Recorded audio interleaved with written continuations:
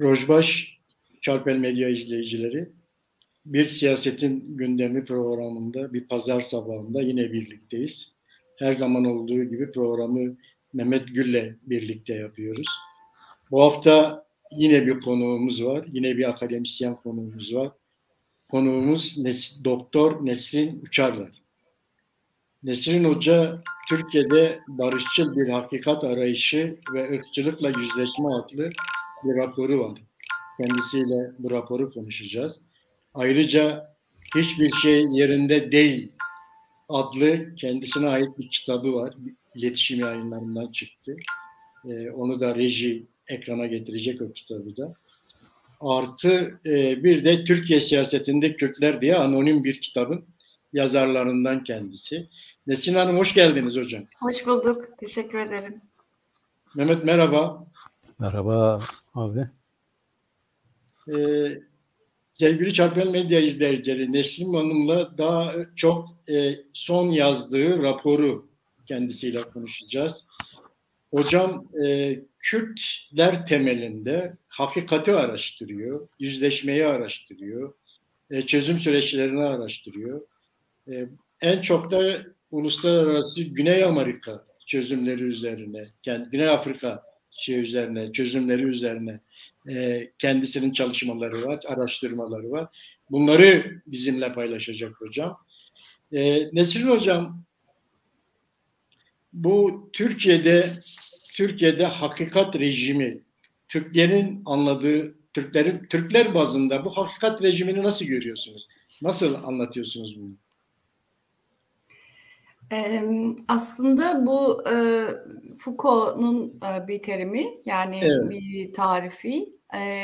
Bütün modern ulus devletlerin temelinde bulunan bir rejim diyelim, hakikat rejimi. Evet.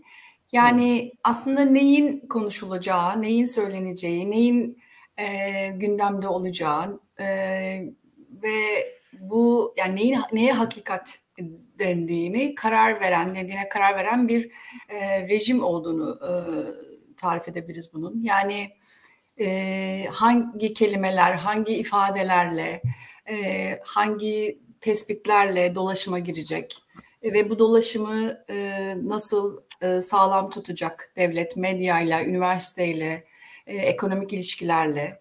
Yani aslında bir norm belirleme ve bu normu hem kendisi bizzat araçlarıyla hem de vatandaşların kabulüyle ayakta tutma diyelim. Yani nelerin dediğim gibi konuşulup konuşulmayacağına, nelerin söylenip söylenmeyeceğine, nasıl tartışılacağına bunların karar veren bir rejim.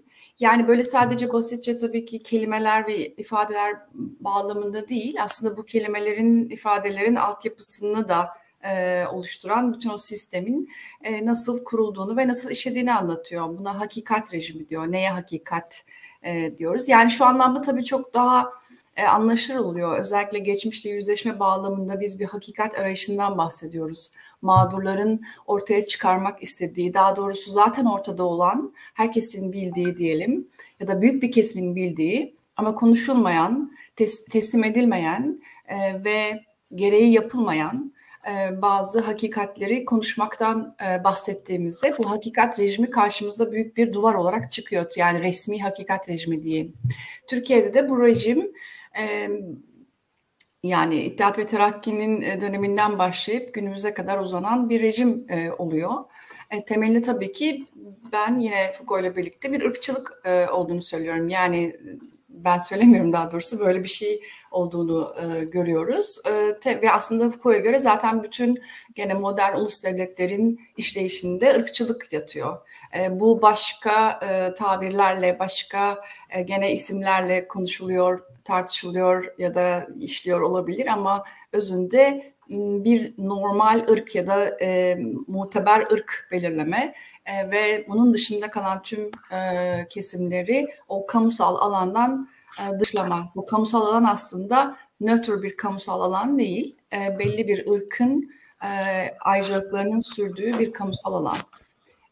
Yani dediğim gibi ben bu hakikat rejimini daha çok tabii ki mağdurların, yani işte Türk olmayanların, Müslüman olmayanların nasıl gördüklerini de çalışmaya çalıştım. Bu çalışma özelinde de Kürtler vardı tabii ki.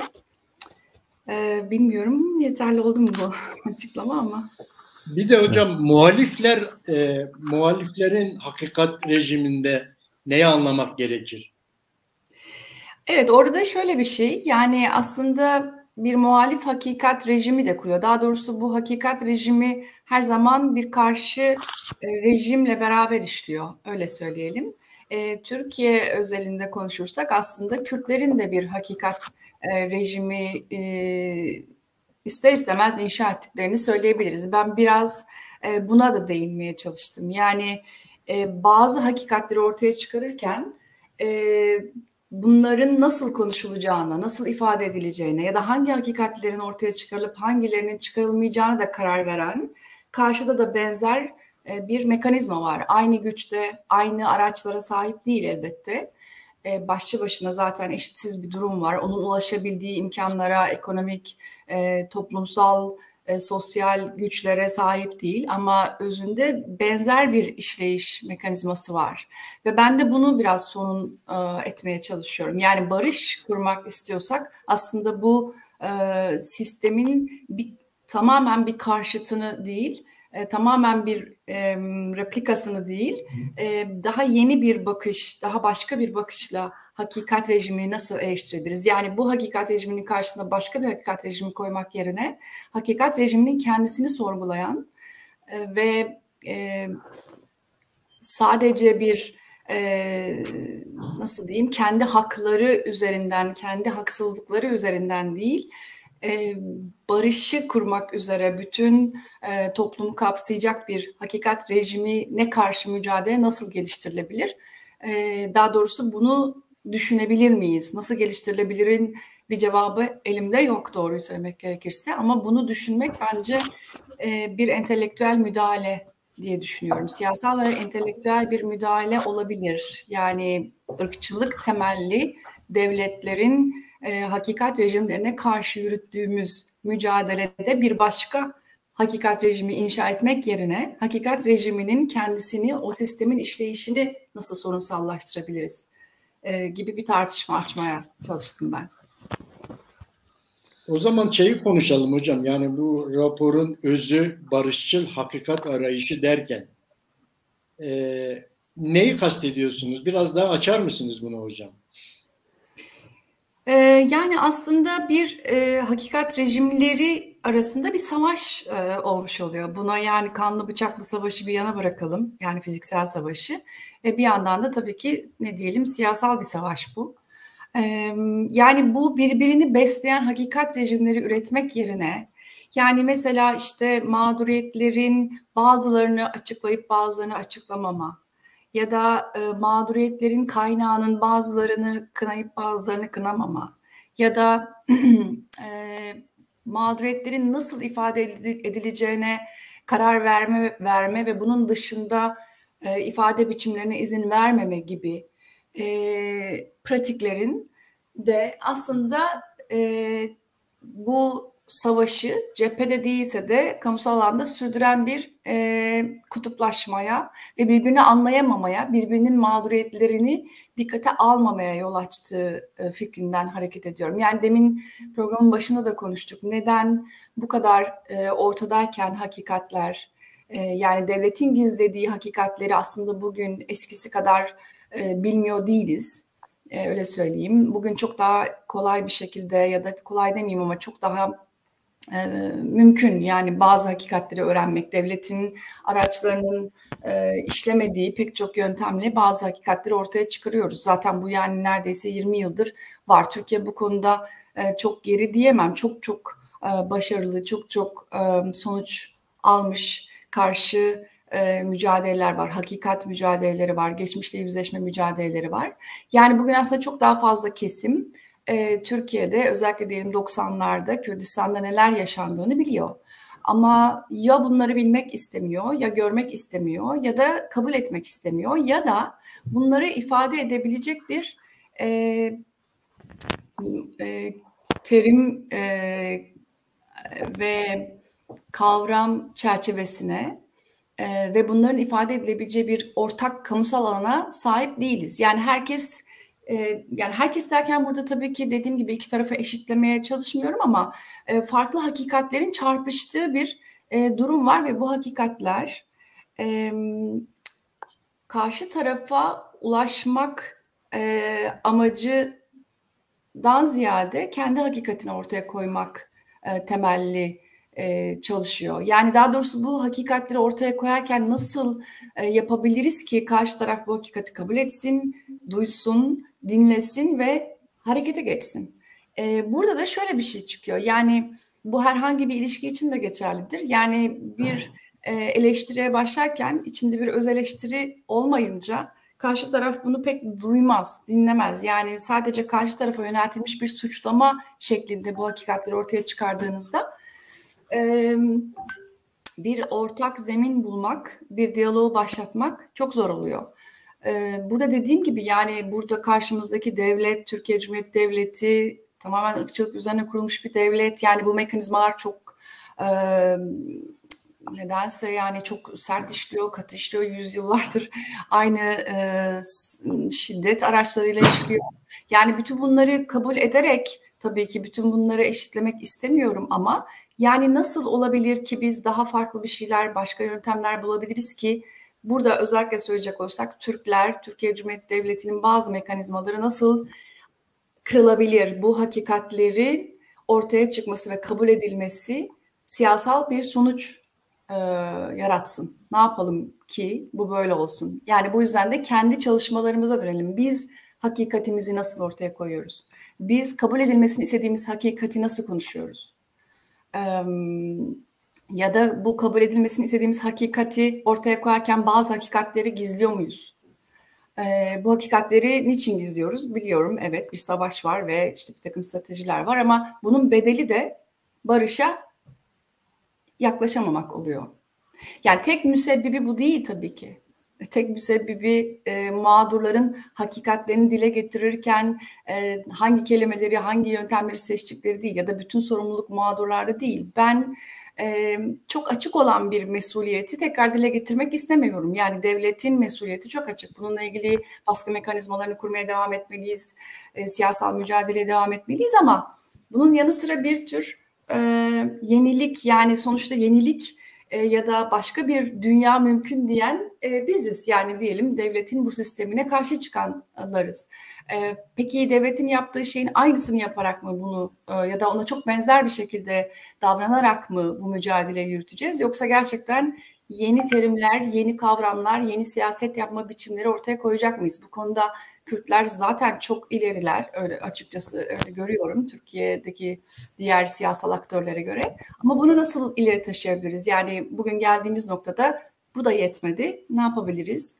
Ya da biz neler yapmadık? Ya da bu Kürt siyasal hareketi neleri daha farklı yapabilir yeni bir barış süreci başladığında?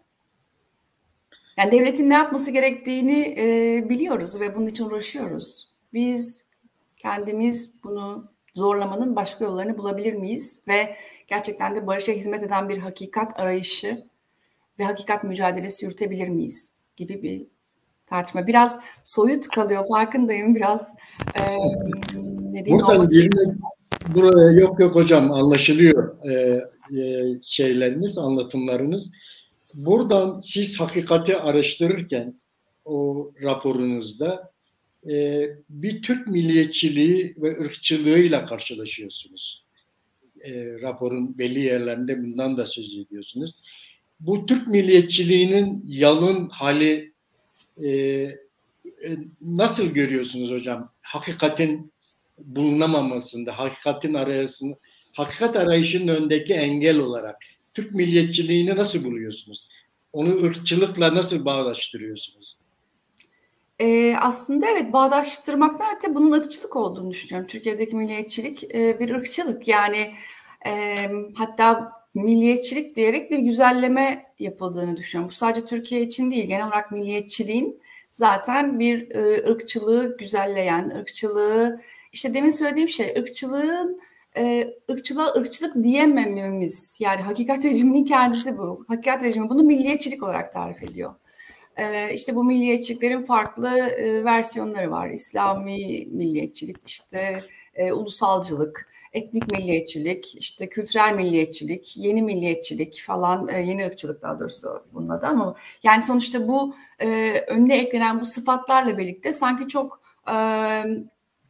bana böyle geliyor. Yani bu terimler ve önüne eklenen bütün bu sıfatlar ırkçılığı gizlemek, ırkçılığa ırkçılık diyemememiz için de kullanılan tabirler ve bu anlamda tartışıyoruz. Basitçe bir kelime meselesi değil bu. Yani biz buna ırkçılık demekte ısrar ettiğimiz zaman zaten çarpışmış oluyoruz. Yani ırkçılık dediğinizde Türkiye'deki milliyetçiliğe zaten hemen bir karşıdan tepki geliyor. Hayır, bu ırkçılık değil, bu kültürel milliyetçilik. Kültürel milliyetçilik nedir diye baktığınızda bana sorarsanız özünde gene ırkçılık ortaya çıkıyor. Çünkü ırkçılık yani bugün konuştuğumuz, bildiğimiz anlamda ya da tarihsel gelişimine baktığımızda evet, renk, deri üzerinden ortaya çıkmış gibi görünmekle birlikte sömürgeciliğin meşrulaştırılmasına yarayan bir şey olduğunu biliyoruz. Ve aslında uzun zamandır gördüğümüz şu ki herhangi bir kesimi, herhangi bir özelliği sebebiyle bir ırk olarak tarif edip kamusal alanın dışında bırakabilirsiniz ya da kamusal alandaki ayrıcalıklardan mahrum edebilirsiniz ve hatta bunun ötesinde onları yok etmeye kadar gidebilecek şiddet yöntemleri kullanabilirsiniz. Irkçılık sadece bir deri rengi değil. O yüzden Türkiye'de ırkçılık sanki bu yüzden yokmuş gibi konuşuluyor. Çünkü Türkiye'de siyahlar yok. Bu arada tabii ki var ve onlar da mesela bir görünmezlik arz ediyor. Yani Afrika'dan gelen, biliyorsunuz, Afro-Türkler denen kesim. Evet. Yani Türkiye'de siyahların olmaması ya da az olması ya da başka bir tarihsellik arz ediyor olması onların varoluşlarının Türkiye'de ırkçılık yok olduğunun ispatı gibi tarif ediliyor. Biz de diyoruz ki ırkçılığın tek versiyonu renk değildir. Ve de buna benzer mesela tartışmalar Fransa'da da var, ırkçılık olmadığına dair. Neden? Çünkü Fransa'da kültürel milliyetçilik olduğu söyleniyor. Etnik milliyetçilik değil. Çünkü etnik milliyetçilik, bu böyle eskimiş bir tartışma ama yine de burada tekrar kısaca hatırlatayım. Yani etnik milliyetçilik işte ırka dayalı, kana dayalı bir milliyetçilik ve bunu örnek olarak Almanya en somut örnek olarak gösteriliyor. Karşılığında da bir kültürel milliyetçilik var. Bu da Fransa. Yani Fransızca konuşan, Fransız kültürünü benimseyen herkes Fransız olabilir. Şimdi pratikte zaten bunun böyle işlemediğini biliyoruz. Yani birincisi bu. Yani ne kadar Fransızca konuşsanız, ne kadar Fransız kültürünü benimseseniz de bir Fransız olamazsınız ya da Fransızların ayrıcalıklarını elde edemezsiniz ya da çok çok büyük bir çaba harcamanız gerekir bunun gerçekten böyle işlemesi için. Ama bunun kendisi bir zulüm değilmiş gibi, bunun kendisi bir ırkçılık değilmiş gibi tarif edilmesinde sorun var. Yani bir insanı zaten bu kültürü benimseyerek Fransız olmaya tırnak içine davet etmenin kendisi bir zulüm. Türkiye'de de benzer bir şey işlediğini biliyoruz. Yani ne mutlu Türk'üm diye neden başlayan bir, işte Türkiye'de aslında ırkçılık yok, ırk milliyetçiliği yok ama etnik milliyetçilik yok ama kültürel milliyetçilik var. İşte herkes Türk olabilir. İşte bütün vatandaşlar Türk olabilir. Anayasanın biliyorsunuz çeşitli maddeleri var ve Türkiye Cumhuriyeti vatandaşlarının Türk olduğunu söyleyen bir madde var. Yani evet. Şey olarak bile yanlış, yani ne denir, gramer olarak bile yanlış bir cümle bu ama onu bir yana bırakırsak yani şunu söylemeye çalışıyorum. Türkiye'deki milliyetçilik kültürel milliyetçilik olsa bile ırkçılıktır. Adına kültürel milliyetçilik deseniz bile bence bu ırkçılık. Öte yandan zaten değil.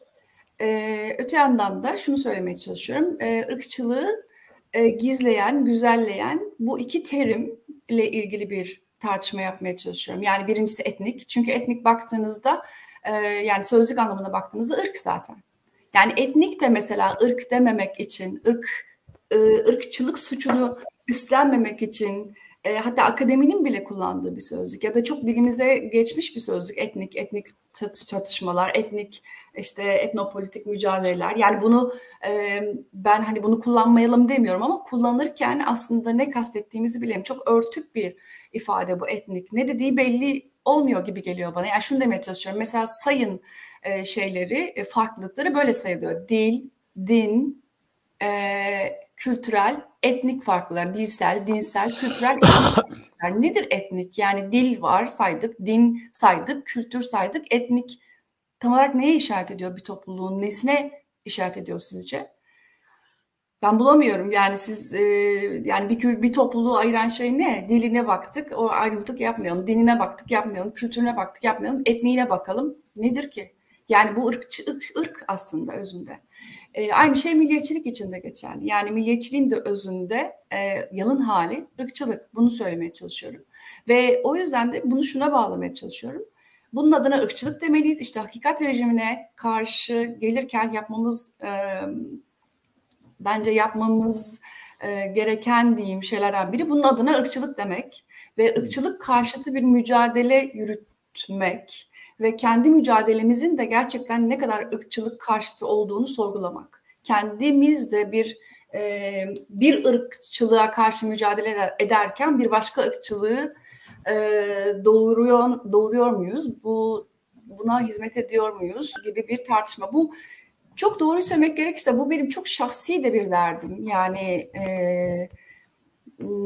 kendi çalışmalarımı yaparken de hep aklımda olan bir şeydi. Yani ben bu sistemin terimleriyle mi konuşuyorum? Kendim bir hak mücadelesi yürütürken genel olarak bir ırkçılık işleyişine hizmet etmeden bunu nasıl yapabilirim? Ya da adalet mücadelesini verirken nasıl daha büyük çaplı, daha geniş katmanlı bir mücadeleye bağlayabiliriz bunu? Çünkü derdimiz temelde bu diye düşündüğüm için. Gene uzun ve karmaşık konuştum galiba ama İyi oldu. evet, çok alışık değilim bu televizyon programlarına yani. İyi oldu.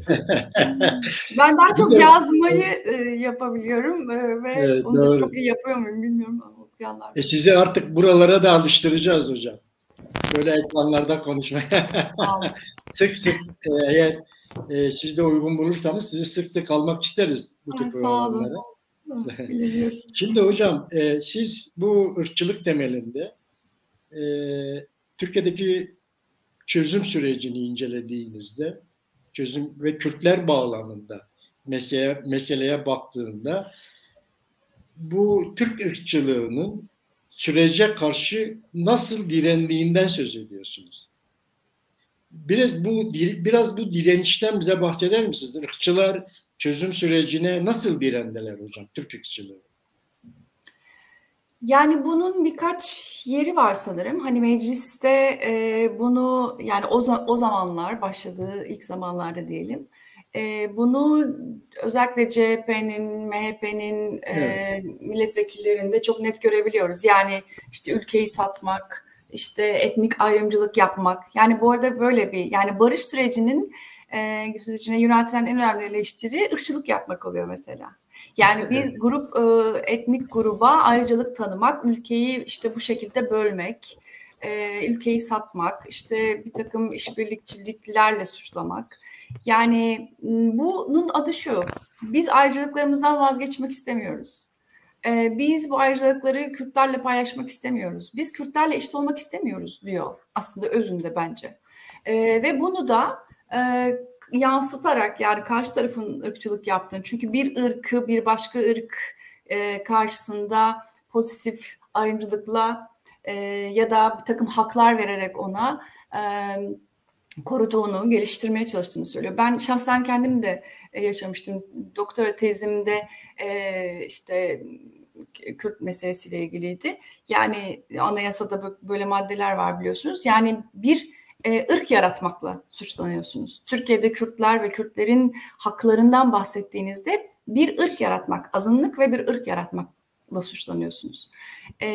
Yani burada da böyle bir şey olduğunu düşünüyorum. Barış sürecinde özellikle ulusalcılık da mesela böyle bir kelime. Sanki milliyetçiliğin daha içinde ırk bulundurmayan bir versiyonuymuş gibi konuşuluyor. Yani sol tandanslı işte sanki evrensel bir bağlantısı olan ulusalcılık. Yani bunun içinde ırkçılık var. Bu ırkçılık yani. Barış sürecinde bakın meclis tutanaklarını açın. Ulusalcıların, milliyetçilerin, muhafazakar milliyetçilerin neyse bunun versiyonları var ama çok da önemli değil. Yani tabii ki önemli bir detaylı bir katmanlı bir Türkiye'de milliyetçiliğin versiyonları ve nasıl işlediğine bakmak istediğinizde bunların hepsini tek tek inceleyebilirsiniz. Ama şu an hızlıca söylüyorum. Bunların hepsi ırkçı eleştiriler ve ırkçı değilmiş gibi yapılan eleştiriler. Demin söylediğim gibi yani bana sorarsanız ırkçılık budur zaten. Irkçılık kendi ayrıcalıklarından vazgeçmemek. Yani doğuştan sahip olduğunuz ya da bir şekilde diyelim ki işte bir süreç sonunda sahip olduğunuz ayrıcalıklardan vazgeçmemek. Yani ırkçılık çünkü basitçe bir insanın bir insana söylediği bir söz değil. Irkçılık büyük bir sistem, ekonomik, demin söylediğim gibi toplumsal pek çok kurumu, yapısı olan ve bu şekilde işleyen ve ayrıcalıklar temelinde işleyen bir sistem. O yüzden bana en özet haliyle bu gibi geliyor. Yani ayrıcalıklarından vazgeçmek istememek, bunu eşitlenmek istememek bir başka kesimle ve aslında bu anlamda da karşı taraf barış derken de bunu söylüyor. Eşit olmak istediğini söylüyor. Onurlu ve uzun süreli kalıcı bir eşitlik talebi bu. Herkes birbirini çok iyi anlıyor yani şunu demeye çalışıyorum. Türkler diyor ki biz eşit olmak istemiyoruz sizlerle. Kürtler diyor ki biz istiyoruz. Ve bunu bu açıklıkta konuşmuyoruz. Yani sanki barış istiyor herkes. Yani barışın daha doğrusu altını böyle doldurmak gerekiyor. Barış böyle çok soyut ve çok romantik bir kavram olarak kalıyor. Evet, savaşın bitmesi, insanların ölmemesi ama özünde siyasal bir eşitlenme. Öyle söyleyeyim. Barış sürecinde de böyle tepkiler geldi diye düşünüyorum. Yani tamam hocam. Tam da burada Mehmet'te döneyim ben. Mehmet Kürdistan Özgürlük Partisi Genel Başkan Yardımcısı. Onların da partinin programıyla ilgili Anayasa Mahkemesi'nin bir ırkçılık şeyi var. Suçlaması var. Mehmet'ten oradan başlayarak bir görüşlerini alalım. Peki olur abi. Evvela hocama teşekkür ediyorum. Bu çalışmasında mutlaka öneriyorum, okunması gerekiyor. Nedeni de şu, birkaç programdır bunu dile getiriyoruz. Biz hocam gerçi bize biraz belki de iltifat olarak kabul etmemiz lazım.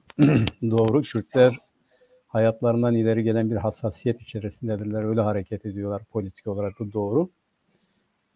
Ama bizde de biraz aşkınlık var. Biraz heyecandan hareket ediyoruz. Sadece haklıyız, ona dayanıyoruz. Okuma konusunda, inceleme konusunda taleplerimizi formüle etme ve yeryüzündeki diğer insanlara anlatmak konusunda bütünüyle yeterli olduğumuz söylenemiyor. Belki de en büyük açmazımız bu. Yeryüzünde bu kadar haklı olup da bu kadar zulüm gördüğü halde kendisini yeterince izah edemeyen ya da etkin şekilde izah edemeyen halklardan biriyiz. Buradan başlarsak bizim karşımızdaki rejim gerçekten hocamın tarif ettiği gibi bir rejimdir. Ne derseniz deyin, kendi doğrularına göre.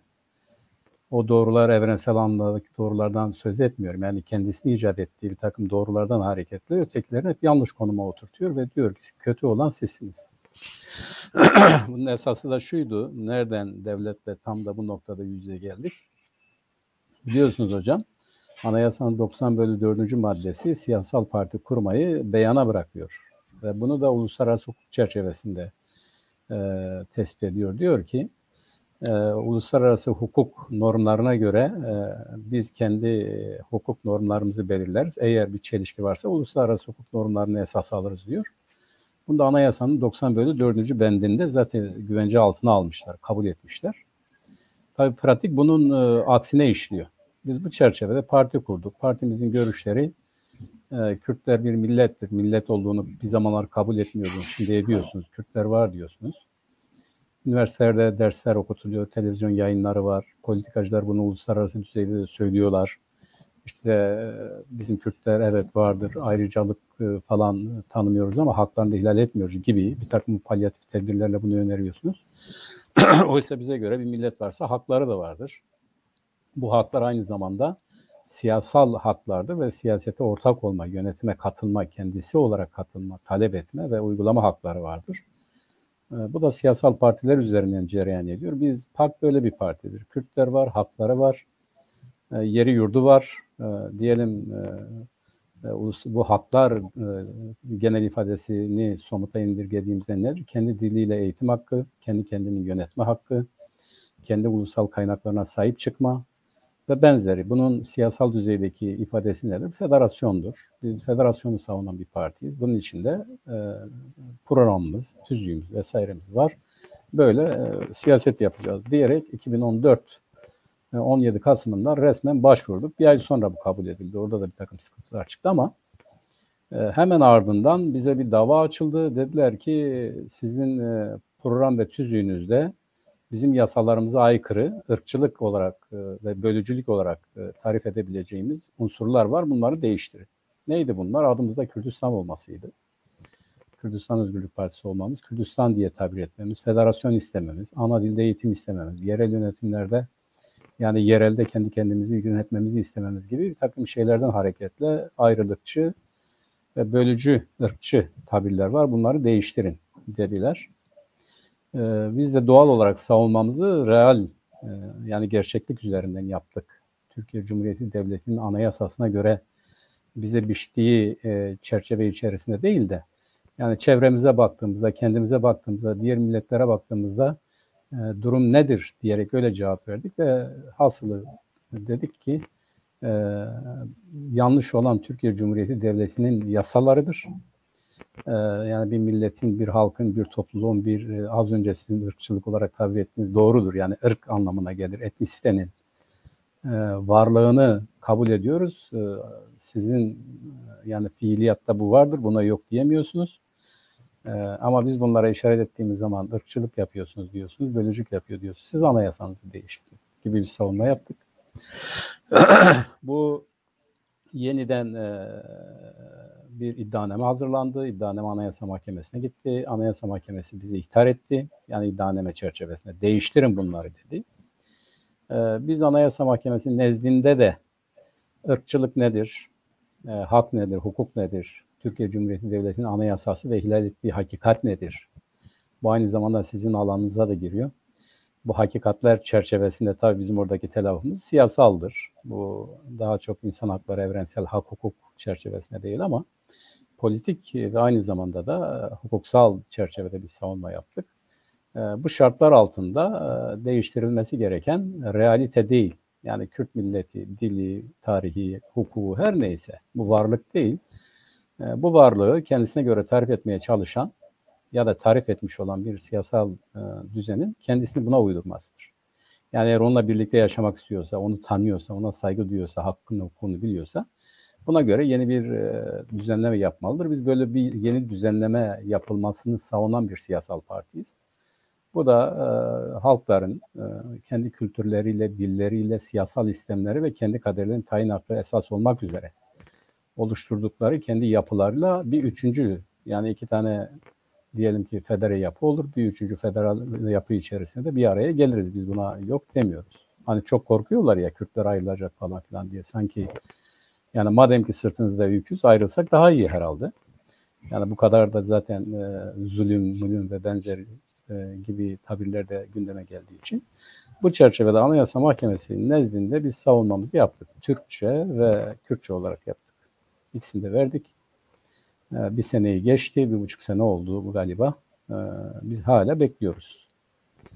Yani son hamle şudur, bizim genel başkan çağrılacak, savunma yapacak, sözlü savunma yapacak ve ondan sonra Anayasa Mahkemesi bu konuda hükmünü verecek. Fakat Anayasa Mahkemesi Cumhuriyet Başsavcılığı'nın iddiasına katılıyor. Yani onun için bu kapatılma davasını kabul etti. Doğrudur. Yani diyor ki PAK bölücü, ırkçı bir partidir. Şimdi bu çerçevede şöyle bakmak lazım tabii. Yani Türkiye Cumhuriyeti Devleti'nin anayasasının değişmez maddeleri diyorlar ya. Birincisi yazılı değil, üçüncüden itibaren diyor. Hani diyorlar ya biz Türk ırkçılığı falan değil ama zaten siz de tarif ettiniz. Türkiye Cumhuriyeti vatandaşıyla vatandaşı bağıyla bağlı olan herkes Türktür. Türk devleti, Türk ırkının, Türk milletinin devletidir diyor zaten. Bu girişteki yazıyla bunu söylüyor. Ve bu giriş anayasanın değişmez ve geçerli hükümleridir diyor. Onu da belirtiyor.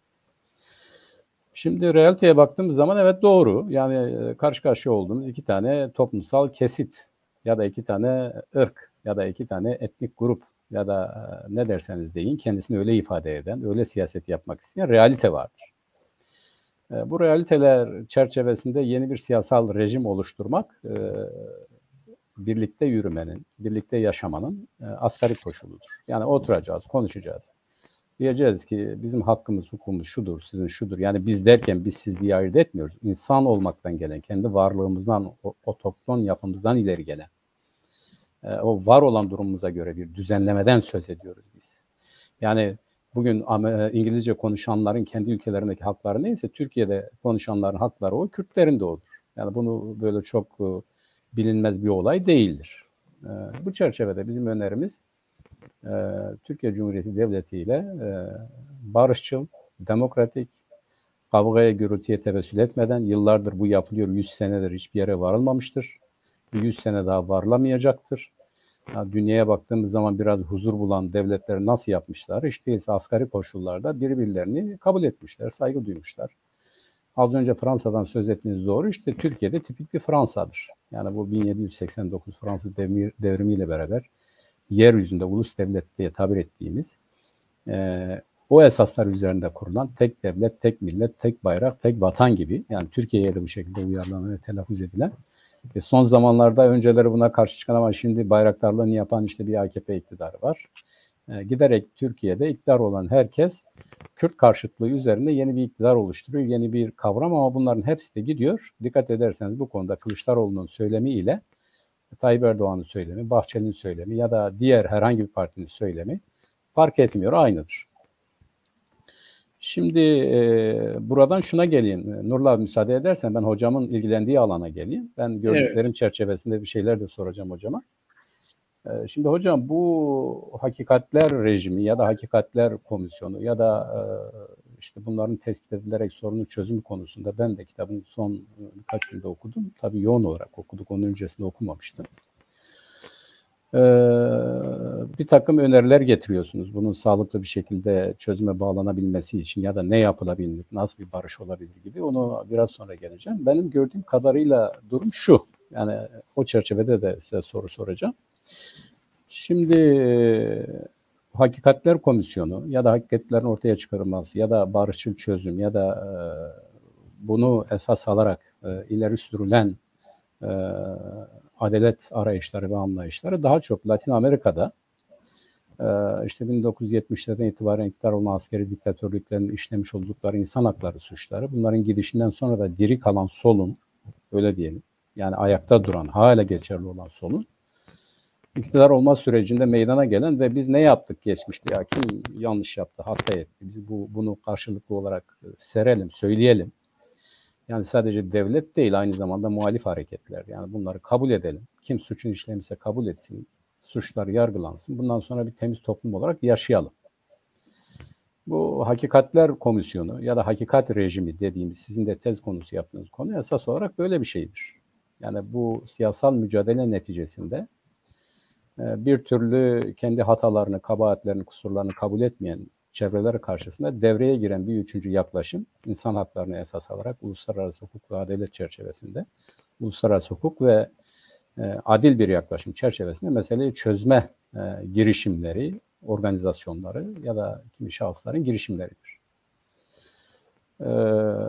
Türkiye'deki gidişat malum, ben sizin kadar açık söyleyeyim, yani iyi niyetli olamıyorum. Yani ne diyelim, bu Türkiye'de gelişir diyemiyorum. Bu bir tanesine tanık olduk. O bütünüyle bana göre belli bir siyasal stratejinin hayata geçirilmesi için uygulanan, gündeme alınan küçük bir taktikti.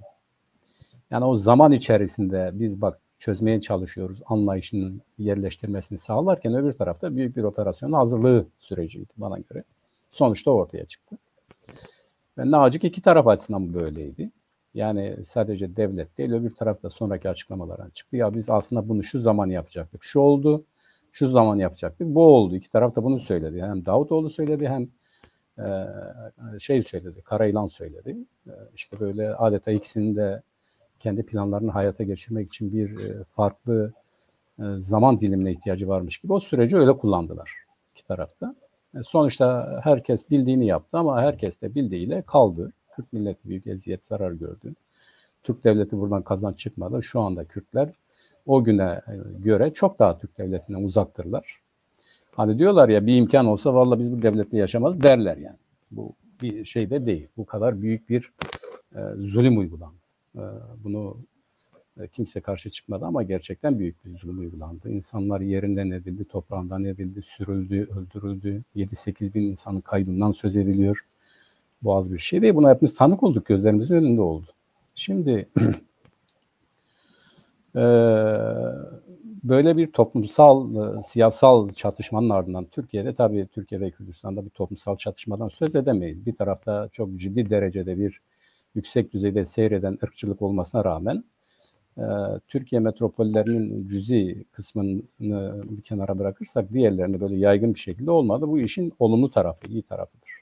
Ama bir ara bir derin devlet değişirken HDP'ye karşı bütün yerlerde bir test amacı taşıyan bir saldırı organize edildi. Baktılar ki evet derin devlet çalışıyor. Durdurdular ve şimdi Kürtler, bütün olarak Kürtler Türkiye derin devletin inşasında, refleksinde ve kullanılmasında bir araç olarak kullanılıyorlar. Yani onlar üzerinden test ediliyor bütün tezleri, görüşleri ve benzeri. Yani ne kadar sağlamız, ne kadar savaşabiliyoruz, ne kadar saldırabiliyoruz, kitleleri ne kadar harekete geçirebiliyoruz sorusu karşısında Kürtler bir hedef tahtasıdır. Bir poligon alanı olarak düşünürsek o gösterilerek bunlar deneniyor, sınanıyor. Bunlara da geçtik. Gördük onları ama Kürt toplumunda böyle bir şey yok. Siz de araştırmalarda görüyorsunuz. Yani hatta ünlü bir sorunuz var ya neden? Yani ben anlamıyorum neden bunu yapıyorlar.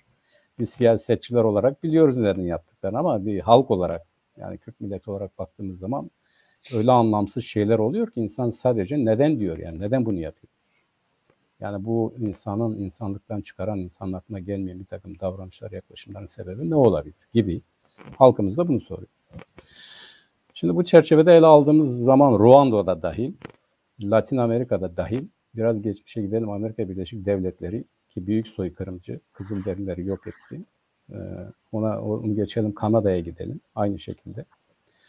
Fransızların işte diyelim Cezayir'de ya da İngilizlerin işte diyelim ki Afrika'nın ya da Asya'nın, Uzak Doğu Asya'nın önemli bir kesimde uygulamaya koyduğu bu insanlık dışı ve hakikati araştırma komisyonunun işi olan konularda bugüne kadar sizin çalışmalarınızın neticesinde örnek gösterebileceğiniz işte bakın bu yaklaşım bu hakikatleri araştırma rejimi anlayışını savunan insanların başarılı olduğu şu örnek var diyebileceğiniz bir yer var mı hocam? Yani böyle bir reçete, böyle bir şey yok yani şöyle bir başarı. Daha doğrusu şöyle söyleyelim. Bana şöyle geliyor yani bu çalışma bir kez yapılıp bitecek bir şey değil bir de. Yani çünkü her yaptığınız ve diyelim ki bir başarı elde ettiniz, bir ilerleme kaydettiniz. Mutlaka eksik kalmış yanı olacak.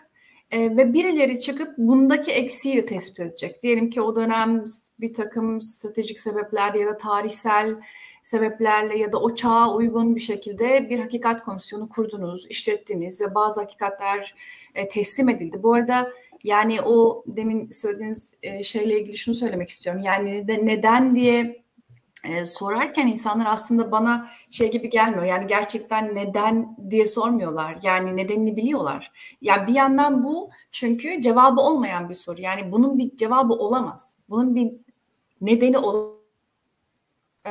zulmün bir nedeni yoktur. Yani hangi neden bunu açıklayabilir ki? Nasıl meşrulaştırabilirsiniz? Şu yüzden yaptık, bu yüzden yaptık. Yani böyle bir nedenin bir cevabı yok. Gerçek bir cevabı yok.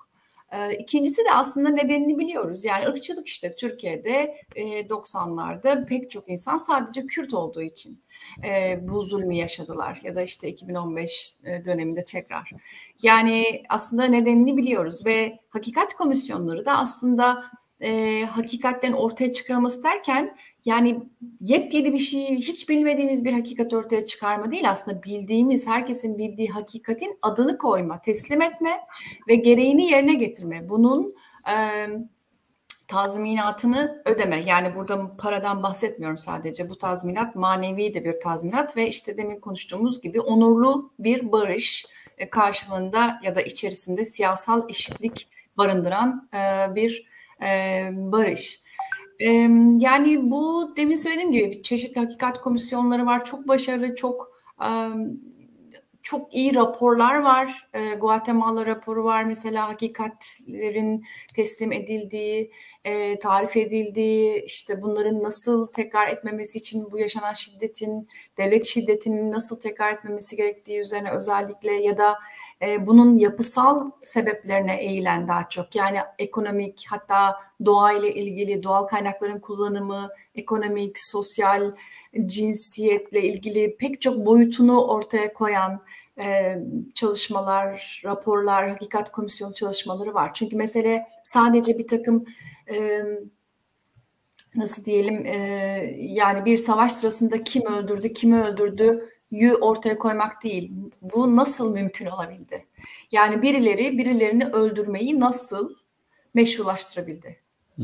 Ruanda ilginç bir örnek hocam. Ruanda yani biraz da yakın bir ve gerçekten büyük bir trajedi mi diyelim, ne diyelim, her neyse. Gerçekten yani, korkunç örneklerden biri. Evet. Buradaki somut veriler nedir? Mesela bu katliamı yapanlar şimdi ne düşünüyor? Örneğin mağdurlar, ya ben nasıl unutayım diyor. Yani ailesini diyelim %90'ı kaybetmiş, hayatta yapayalnız kalmış ve hala kendisini kötü hissediyor. Nasıl bu kabul edecek? Yani hakikat bu. Bu hakikatle yüz yüze gelmesi ne anlama geliyor?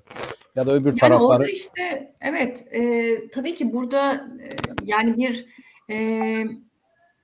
ne diyelim, bunu şöyle bir, işte demin konuştuğumuz şey, bu nasıl bir kavramsal çerçeve içinde ele alınmalı? Yani bu kişi bunu o, yani bir topluluğun üyesi olduğu için bunu yaşadı ve o topluluğun itibarının kamusal alanda siyasal olarak iade edilmesi ancak, yani şunu demeye çalışıyorum, aslında bu mağdurların ve yakınlarını kaybedenlerin istediği şey bana şu gibi geliyor: bu benim yakınım, işte kocam, karım, çocuğum, neyse, bir hiç uğruna ölmedi. Yani bunun ölümünün anlamı, çünkü hepimiz bunun anlamını arıyoruz. Yani böyle, özellikle böyle bir devlet şiddeti, yani o neden sorusunun cevabı aslında bu. Ben biliyorum neden öldüğünü, ama devletin bunu söylemesini istiyorum. Neden öldürdüğünü, Kürt olduğu için öldürdüğünü, Kürtlere bunların yapıldığını ve artık yapılmayacağını, yapılmaması için de şu tedbirleri aldığını söylemesi ve işte bununla ilgili politikaları hayata geçirmesi. Yani bundan daha bana daha büyük bir tazminat ya da bundan daha büyük bir barış adımı olamaz gibi geliyor. Yani bu en birinci adım. Şimdi bunun adını koymaktan çekinerek bir takım işte barış süreci, bütün bunların neden aksadığını da, yani sizin söylediğiniz gibi bir şeyi çok bilmiyorum açıkçası. Ben genelde öyle de bakmıyorum. Yani evet, sonuç itibariyle anladık ki bir savaş stratejisinin bir parçasıymış falan, ama bir yanıyla da biz de o sürecin içindeydik. Ona başka türlü bakabilirdik, ona başka türlü yorumlayabilirdik, zorlayabilirdik. Bu iktidarları biz zorlayabiliriz. Yani burada romantik bir şeyden bahsetmiyorum son kertede. Evet, işte yani Kürtler kendi iktidarlarını diyeceğim, çünkü burada bir siyasal iktidar var. Türkler kendi iktidarlarını barışın sürmesi konusunda, işte masadan kalkılmaması konusunda zorlayabilirdi. Biz bunun kıymetini de bilemedik doğrusu. Çünkü böyle hep bir şüpheci yaklaşımla da yaklaştık bana sorarsanız. Yani ne kadar olacak ki, nasıl olacak ki, işte bu iktidar bunu ne kadar yapabilir ki gibi. Evet, iktidarların burada hep samimiyetinden falan bahsedilir. Bence siyasette böyle bir tartışma olamaz. Samimiyet, niyet, bunlar önemli değildir. Pratikte yapılanlara bakıp onların eksiklerini dile getirip sahiplenmek gerekir. Yani çalışmada da biraz bunu söylemeye çalıştım. Yani barış adımı ya da barış çözüm konusunda kimden ve ne kadar küçük ya da büyük olduğuna bakılmaksızın nasıl bir adım gelirse gelsin bunu sahiplenmemiz ve daha iyisine, daha ilerisine götürmek için zorlamamız gerekiyor. Yani bunu baştan reddettiğimizde, yani bu barış adımlarını ya da çözüm çabalarını baştan yani kendi kehanetimizi gerçekleştirmiş olduk. Yani bunun zaten olmayacağını söyledik ve olmadı, haklı çıktık. Bunun kime ne faydası var? Bunu ben anlayamıyorum. Yani haklı çıkmak üzerine değil, haksız çıkmak üzerine çalışmalıyız. Yani haksız çıkmak için uğraşmalıyız. Yani bu tür endişeleri, bu tür şüpheleri taşıyorsak. Barışın başka bir şey yok. Barış biriken bir şey bana sorarsanız. Biriktirilebilecek bir çaba. Yani ve de biraz kitapta da bunu yazmaya çalışmıştım. Yani herkes kendi ömrüyle biçiyor. Herkes kendi ömrüyle, yani benim ömrümün içinde bir barış gerçekleşmeyebilir. Ama bu barışın gerçekleşmeyeceği anlamına gelmez ya da benim çabalarımın beyhude olduğu anlamına gelmez. Benim ahlaki görevim şu dünya üzerinde bulunduğum sürece barışa hizmet edecek sözler söylemek, çalışmalar yapmak. Ama bugün bunun sonucunu almayabilirim. Ama bilirim ki bu bir birikim. Bir sonraki neslin devralabileceği bir barış sözlüğü, bir barış kavramı nasıl yaratabilirim? Bunu nasıl zorlayabilirim? O yüzden bunu deminki soruyla bağlayacak olursak hakikat çalışmaları, hakikat komisyonu çalışmalarında bizim yapabileceğimiz şey Türkiye için ve burada çalışmada da Güney Afrika özelinde yapmaya çalıştığım şey ki Güney Afrika çok başarılı bir örnek olarak da ortaya çıkmıştı. Ama sonra ya da o sırada tabii ki pek çok eksiği ortaya koymaya çalışan çalışmalar oldu, bunu eleştiren. Ya da daha sonra mesela, yani sadece hakikat komisyonu değil, daha sonra biliyorsunuz yani bu apartheid rejiminin mağdurları iktidara geldiler. Ama gene de ırkçılıkla ilgili sorun çözülemedi. Neden? Çünkü işte bir sömürgeci devletin anlayışının devamı olabilecek politikalar ya da hakikat komisyonunun eksik bıraktığı çalışmaları ileri götürecek çalışmalar yapmadıkları için. Ya da mesela hakikat komisyonunda suçları ve mağduriyetleri tekil vakalar olarak adlandırıp bunları tazmin etmeye çalıştıkları için. Yani tek tek insanlar, kimler öldürüldü, kimlerin başına ne geldi, bu insan sanki birer yani apartheid rejiminin ırkçılığını ortaya koysa bile tazminat meselesini bireyler özelinde diyelim tarif ettiği için. Ama düşünün orada, yani nasıl diyelim, Türkiye'de ne olurdu bunun karşılığı? Hani işte HDP iktidara gelmiş mesela. Böyle bir yer orası. Yani Güney Afrika'da düşünün, işte HDP, yani işte Afrika Ulusal Kongresi, onlar iktidara gelmiş. Buna rağmen çözülmemiş. Buna rağmen hakikatlerin tamamı ortaya çıkmamış, yüzleşme tamamen gerçekleşmemiş.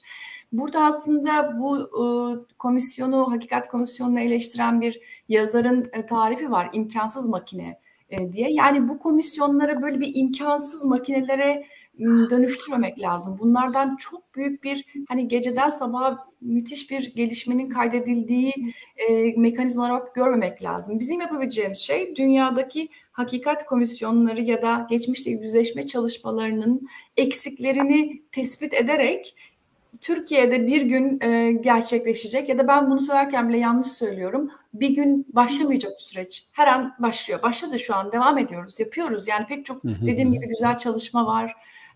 Pek çok çaba var. Siyasal mücadele var. Başladı.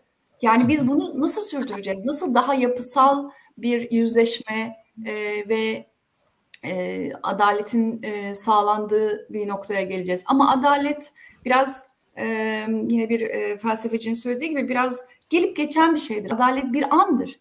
Yani bitti. Artık hani sağlandı demezsiniz. Konu bazlıdır. Efendim? Olay bazlıdır, yaklaşımdır. Evet, ya yani da yeni nesil olmuş çıkar bitmiş ve der bir süreç ki, değildir. Evet, doğrudur. evet, Yani derler ki yeni bir nesil gelir, yeni bir şey gelir ve der ki bu adalet sandığınız şey değilmiş. Şöyle yapmamız gerekiyor. Yani bunu bir süreç olarak görmek ve hepimizin mütevazı katkısının olabileceği bir süreç olarak görmek ve bu anlamda da dediğim gibi oradan baktığınızda bana sorarsanız hakikat komisyonları bütün ulus devletlerin kurması gereken şeyler. Yani sadece Latin Amerika, Güney Afrika ya da Afrika, Türkiye değil, bütün ulus devletlerin temellerinde, evet, bütün meclislerin altı bir mezarlık. Bütün meclislerin altı muhaliflerin mezarı. Yani Evet. o onların kazılması gerekiyor. Onların altının açılması gerekiyor. Yani bu bitmeyen bir süreç, bitmeyecek Evet. bir süreç ve bizim çabalarımız da sınırlı değil. Bu kadar hani o yüzden hani bu kadar kibirli olmaya da gerek yok yani. Birisi bir adım attığında bunu eleştirmek zaten baki ama bir yanıyla da burada ne deniyor ve bunu nasıl tutabilirim gibi bir soru sormalıyız. Muhalefet olarak muhalifsek yani ya da bu hakikat rejimine itiraz ediyorsak. Evet. Peki hocam şimdi Türkiye, Nurullah abi ben devam edebilir miyim? Mehmet ben ya da sen sormak istediğin varsa sor, ben öyle geç. Evet, ben bir şey tam da biz burada yüzleşmeyi, hakikati konuşurken biliyorsunuz bugün rahmetli Diyarbakır Baro Başkanı Tahir Elçi'nin ölüm yıl dönümü. Onu da rahmetle analım. Ve hala devlet bununla yüzleşmek istemiyor. Hala katilleri yok ortada. Hala mahkeme sonuçlanmadı. Her şey çok açık. Her şeyin görüntüleri olduğu halde maalesef devlet bununla bugün de yüzleşmek istemiyor ve o mahkeme hala devam ediyor. Hala da katil bulunamadı. Sözüm ona. Hani parantez içerisinde söyleyeyim. Katil belli ama katil bulunamıyor. Tüm bunların ışığı altında hocam. Evet, hakikatle yüzleşme, bunlar tabii ki çok önemli şeyler, olması gereken şeyler. Bu süreç içerisinde birdenbire işte Kılıçdaroğlu'nun bir helalleşme çağrısı geldi. Sizin bu hakikati arama, yüzleşmeyle ilgili çalışmalarınızın ışığı altında helalleşmeyi nasıl değerlendirirsiniz hocam? Ne anladınız bundan? Nasıl bir sonuç çıkar veya bundan? Yani biliyorsunuz helalleşme Türkiye siyasetinin gündemine Kılıçdaroğlu'yla girmedi aslında. Abdullah Öcalan'la girdi ilk kez. Bir mektubu okumuştu yıllarda işte Diyarbakır'da. Ve ben aslında bir önceki çalışmada bunu araştırmaya çalışmıştım. Yani Öcalan'ın bu helalleşme çağrısı Kürtlerde nasıl okundu Kürtler tarafından? Çünkü benim açımdan öncelikle onların bunu nasıl gördüğü önemliydi. Ben yani az sonra Kılıçdaroğlu'na tekrar geliriz ama Öcalan'ın çağrısında da bir tür hani geçmişi geçmişte bırakma, geleceğe bakma gibi bir alt anlam yatıyordu ve burada benim görüştüğüm devlet şiddeti mağdurları, 90'ların devlet şiddeti mağdurları, Kürt aileler bunu nasıl okumuşlardı? Bunu sormuştum. Ve o zaman şöyle bir şey anlamıştım. Yani helalleşme dediğimiz şey çok kişisel bir mesele. Bağışlama diyelim. Helalleşme hele yani Öcalan'ın bu terimi neden seçtiğini düşünelim. Yani belli bir kesime çünkü diyelim laik ya da ne diyelim yani ateistler diyeyim açıkça. Ateistler için bunun bir anlamı yok yani helalleşmenin seküler kesim için. Yani bunun daha çok dini bir şey var malum. Ya da buna ne denir? Eşitler arasında bir alışverişte de olur mesela değil mi? Helalleşilir işte 3 kuruş 5 kuruş falan. Bu böyle bir alanın yani helalleşme siyasetin alanı olamaz. Siyasetin içinde helalleşme diye bir şey olamaz. Yani bu şey olarak söylüyorum. Bu terim siyasete nasıl uyarlanacak? Bunun altını çok iyi doldurmamız gerekir. Çünkü bu kamusal alanın meselesi değildir. Herkesin kendi kararıdır. Bağışlayacak mı, bağışlamayacak mı? Bu onun meselesi. Ama burada ya da orada Öcalan şunu ima etmeye çalışmıştı diye düşünüyorum. Yani ve Kürtlerin büyük bir kısmı Öcalan diyorsa yaparız derken, helalleşiriz derken şunu söylüyorlardı. Ya bağışlar mıyım bilmiyorum. Yani emin değilim. Ben buna hazır değilim. Ama Öcalan derse yani bakarız. Ama şunu diyorlardı. Yani Öcalan bunu diyorsa bunun arkasında bir siyasal eşitlik vardır. Yani Öcalan'a bunu dedirten şey bir kazanımın sinyalidir. Yani demek istiyor ki biz siyaseten eşit olacağız ve bunun karşılığında geçmiş defterlerin bazılarını açmayacağız. Buna tamam mısınız? Belki buna tamam olabilir insanlar. Demin söylediğim şey bu çünkü. Benim yakınım neden öldüğünün cevabını ve anlamını ortaya koyan şey siyasal eşitlik. O yüzden buna siyasal helalleşme diyelim. Yani böyle bir şey olacaksa. Bu böyle basitçe bir işte geçmişi kapatalım, önümüze bakalım değil. Birileri cezalandırılmalı. Yani geçmişte yaşanan suçlardan dolayı. Çünkü helalleşmenin bir kısmında bir tazminat da vardır. Yani birilerinin bir suçunun tazminini gerçekleştirmesi gerekir. Öbür türlü bir helalleşme zaten sağlıklı ve kalıcı olmaz. Kılıçdaroğlu da zaten konuşmasının bir yerinde hani adalet başka bir şey, hukuki süreç başka bir şey diyerek bunun sinyalini veriyor ama biz mesela demin söylediğim şeyle tutarlı olarak düşünürsek ne yapmalıyız? Birincisi bana sorarsanız bunu Öcalan'ın da söylediğini hatırlatmamız gerekiyor. Yani bu Öcalan'ın da önerisiydi. Güzel, sizin de öneriniz çok güzel ama bu önerinin nerelerini tutalım? Evet, bazı olayları saymış, saymadığı olayları ekleyelim ve bunun hukuki boyutunu mutlaka ve mutlaka vurgulamaya devam edelim. Yani bir siyasetçinin böyle bir açılım yapması, böyle bir konuşma yapması tutulması gereken bir konuşma. Yani zamanında biliyorsunuz işte evet bugün bambaşka bir yere gitmiş olsa da Recep Tayyip Erdoğan'ın da çok bundan daha öte konuşmaları olmuştu zamanında. Evet. Benim o zamanki eleştirim de aynı şeydi. Yani niyetine ki işte samimi değil, şu bu gibi şeylerle bu konuşmalar sahiplenilmedi muhalifler tarafından. Şimdi burada aynı şey yapmamak adına yani bu bana sorarsanız çünkü ben bir CHP muhalefetiyim. Ama hani ne diyeyim Kılıçdaroğlu'nu muhalefet ettiğim halde nasıl bu cümleyi iyi okuyabilirim? Hemen şunu sormak isterim. Yani çok yakın bir zamanda mecliste Garopaylan'ın bir önerisi oldu azınlık okullarına yardım yapılması ile ilgili. Yani işte Ermeni, Rum, Yahudi okullarından bahsediyordu, Süryani. Bu okullara devletin bütçeden, Milli Eğitim Bakanlığı'ndan bütçeden pay ayrılması. Bu Lozan Anlaşması'na göre de devletin yükümlülüğü zaten. Ve bu oylamaya CHP oy kullanmadı. Tahmin edeceğiniz gibi zaten kabul edilmedi. Yani AKP ve MHP karşı çıktığı için. İYİ Parti ve CHP oy kullanmadılar.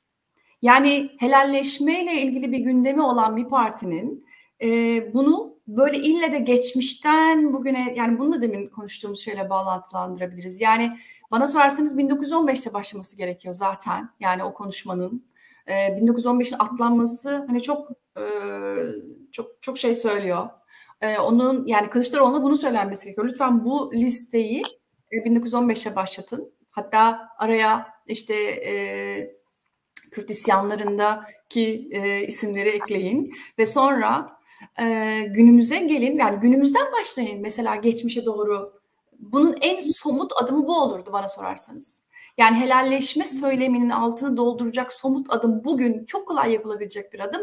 Mecliste Garopaylan'ın önerisine olumlu oy vermekti. Yani bu tür şeylerle yani bir siyasetçinin söylemini eylemiyle tutarlı hale getirmek üzere baskı yapmamız gerektiğini düşünüyorum. Yani yok ya bu helalleşme olmaz. Çok işte önemsiz ya da niyetin ne ya da sen kendi suçlarını niye ortaya koymuyorsun gibi bir şeyden ziyade çok güzel. Bugün ne yapabilirsiniz hemen? Çünkü bugün iktidar değilsiniz. Hemen paldır küldür hakikat komisyonu kuramayacaksınız ama siyasal bir parti olarak yapabilecekleriniz var. Somut olarak yapabilecekleriniz var. Tutarlı olmaya davet etmek gerektir. Yani ben Kılıçdaroğlu tutarlı olmaya davet etmek ve bugün HDP'nin en basitinden HDP'nin açıkça yanında durmaya çağırmak gerektiğini düşünüyorum. Helalleşme böyle başlayabilir bana sorarsanız. Başka bir daha somut bir adım gelmiyor aklıma helalleşme niyeti olan bir partinin bugün çok açık bir şekilde HDP'nin ya da işte Kürdistan Özgürlük Partisi'nin yanında durması, bu partinin kurulması ve yasal bir parti olduğunu konusunda savunuculuk yapması bir helalleşme pratiği olurdu bana sorarsanız. Buna zorlamak. Teşekkür ederim hocam. Evet Mehmet, senin sözünü kestim kusura bakma. Tahir Elçi'yi rahmetli hemen bir rahmetle anmak istedim. O anlamda.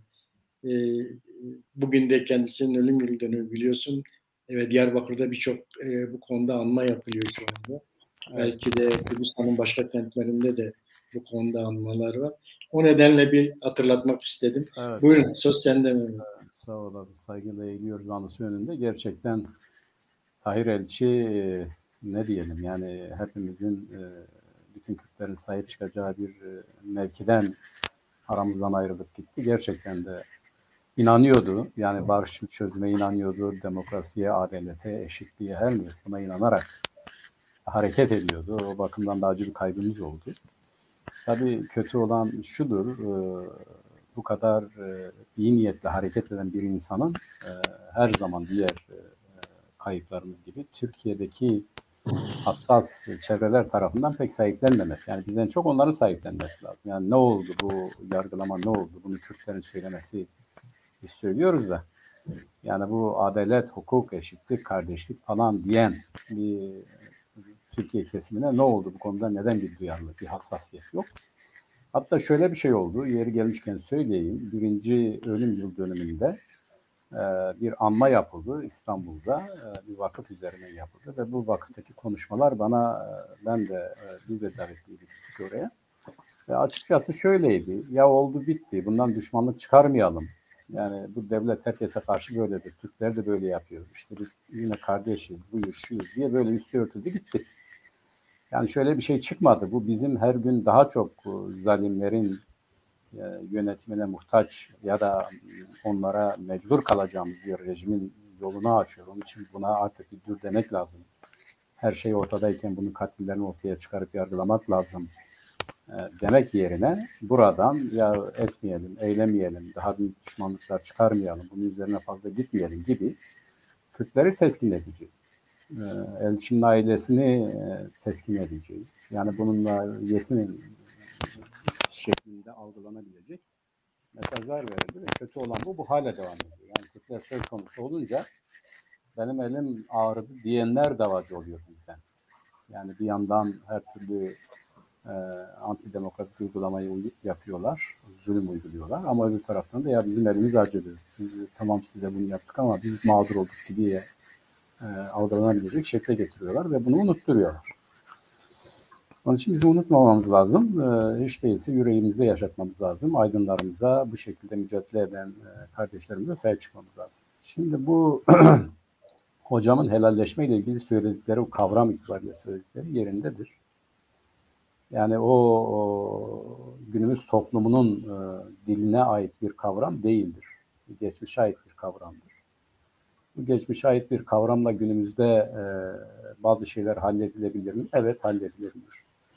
Olabilir, bunu güncelleştirebiliriz, yeni şekliyle kullanabiliriz. O zaman da iyi bir işlev görür. Yani geçmişe eskiliği itibariyle de onu da avantaja çevirirsek olabilir.